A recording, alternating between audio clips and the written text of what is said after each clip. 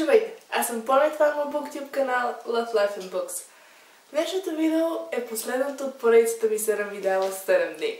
За мен беше страшно удоволствие да направя тези видеа и благодаря искрено на тези от вас, които изгледаха всяко едно видео и оставяха невероятно мили коментари. Честно да си признавам, очаквах да ми е много по-трудно. Наистина не ми беше в тежест да снимам и да обработвам през всеки един ден от изминалата седмица. Както се видели от заглавието, последното видео е тагът проблемите на четящия или Reader's Problems. Не знам дали съм оставила заглавието на английски или на български. Тагът се състои от 10 проблема, да ги наречем, пред които се изправя всеки един четящ човек. И в това видео ще ви кажа моите начини за справяне с тях. Първият от тях е: имаш планирани 20 000 книги за четене. Как избираш коя да е следващата? При мен, коя книга да хвана следваща, може би е най-нелогичният процес на света. Наистина няма абсолютно никаква рутина, към която да се придържам. Обикновено грабвам възможно най-неочакваната, дори за мен, книга от рафта ми и започвам да чета. Действително, страшно много зависи от настроението ми, коя книга ще бъде следваща.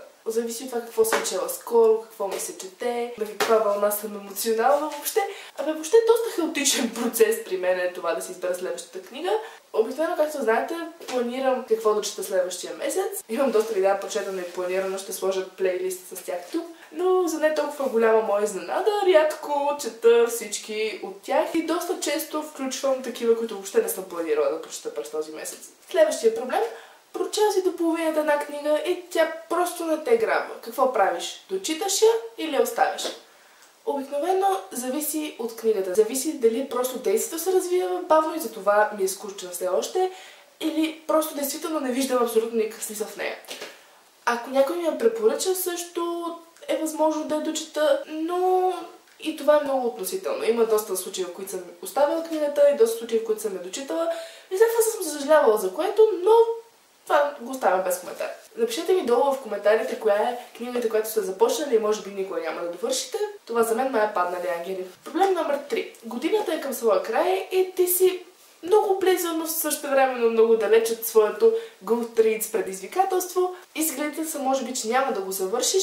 Какво правиш в този момент? Опитваш ли се да наваксаш и ако да, как? Долу в описанието профила ми в Goodreads и както може да видите, отскоро съм по-активна там и все още съм в процес на запалване по тази социална мрежа. Не завърших миналогодишното си предизвикателство, но за тази година съм страшно надъхана. Въпреки че не помня каква точно цел си поставих, колко книги бяха, но няма значение, искам да си ги изпълня.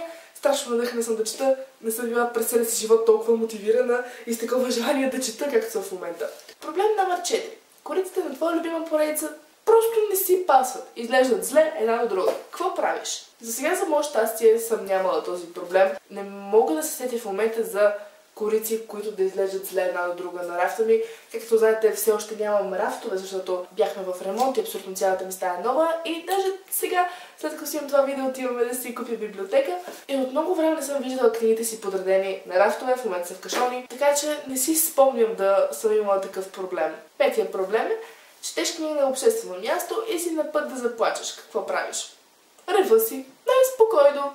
Случвало ми се. Сигурно ще ме сметат да залуда, като ви кажа, че завърших аз преди теб в метрото.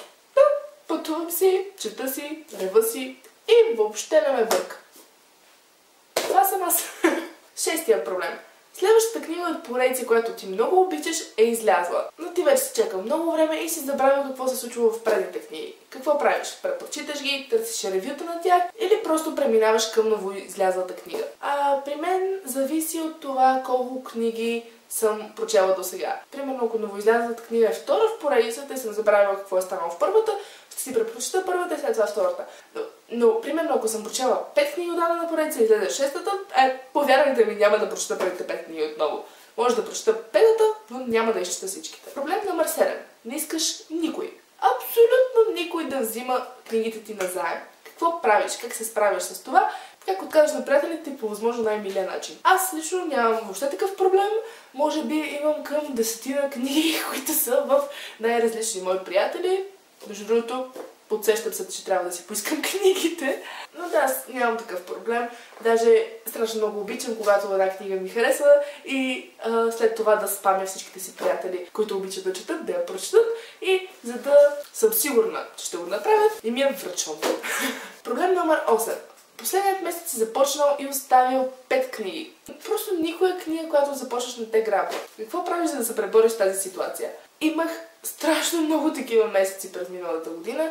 Те обикновено ми се случват след като прочета някоя наистина зашематяваща книга. И след това абсолютно нищо не може да ме грабне. Какво правя? Общо взето не правя нищо. Продължавам да хващам и следваща книга, докато не се намери тази, която ще ме изкара от този reading slump. Проблем номер 9. Има страшно много нови книги на пазара, които ти умираш да прочетеш. Но колко от тях реално си купуваш? По принцип, ако имам възможност, си купувам възможно най-много книги. Ако не, трябва да избера коя ми се чете най-много и да си купя нея. Всичко зависи от това колко пари мога да отделя за книги в дадения момент. И последния, 10-ти въпрос. Купуваш си нови книги, които от страшно много време искаш да прочетеш и нямаш търпение да ги започнеш. Колко време седят в библиотеката ти преди реално да започнеш да ги четеш? Това е забавен въпрос, защото аз с много книги съм била така. Страшно много искам да я прочета, купувам си я и прещраква ми и вече не ми се чете тази книга. Започвам да чета някаква книга, която години, месеци, година имам и седи на рафта ми, преди въобще не съм искала, да съм я поглеждала. Но в момента, в който си купя книга, която страшно много искам да прочета, ето тази едногодишна, двугодишна, тригодишна книга, която си отвисяла на рафта, ми става най-привлекателното четиво на света.